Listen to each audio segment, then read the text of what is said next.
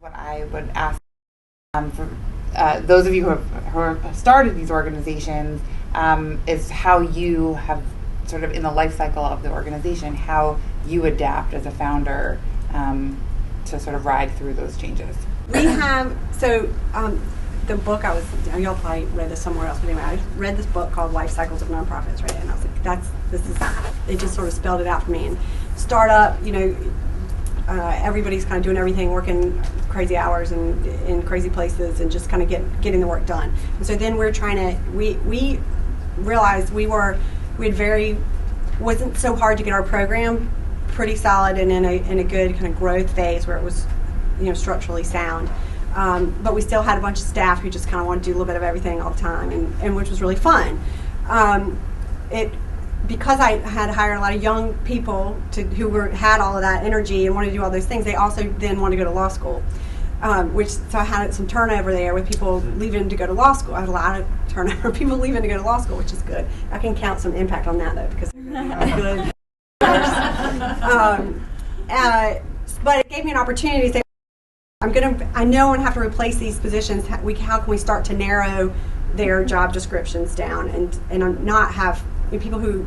And so it was a little hard. The first person I hired who had a very specific job description didn't last that long because we really weren't ready for that. I mean, I think there were a number of things that came into play, but she expected to kind of come in and sit down and have her job, and she didn't really want to take the trash out also. And we were still in this. She didn't want to do the things that weren't in her job description so much, and that was perfectly understandable. We hadn't asked her to do that when we hired her.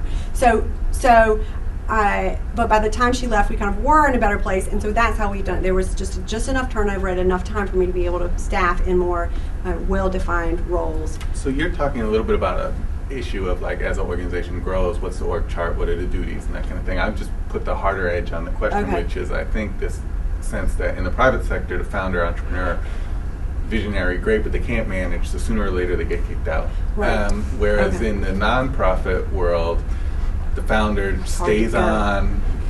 It doesn't matter if they don't necessarily have the skills for the more mature organization. They're not going anywhere, kind of thing. Your thoughts on... I think that's dangerous, though. Go on. I mean, I think that's dangerous, and that's the thing that we've struggled with, too, because I really like this sort of startup-y world, and I think women's law probably needs a different person to come in who can do all these things. I've learned a lot on the job, but we have found ourselves in a place where it is very hard for me to leave because of that. There's the pressure that, people want to hear from the founder. The funders want to hear, why did this project get started? Like, why is my heart in it? What are these things? And that emotional connection that I have to the organization, they do want to hear. But I think for an organizational perspective, it would be really good for the organization to be in a place where they don't need me and that it's not my organization. And so we're trying to make that shift now by, we have new people in the staff side, we're getting new people on the board, and hopefully that is going to happen.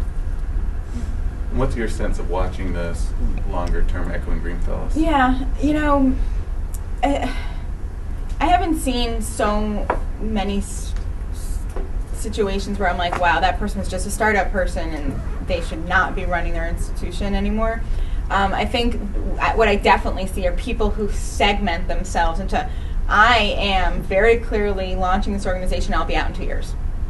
And that's really, and so people self-select, but most people don't have that kind of self-knowledge, or it's really not about that. It's really about implementing their idea because they have to, and then eventually it comes to the point where they're like, well, I'm at a point where it's actually not, I want to move on personally or take the organization to the next level.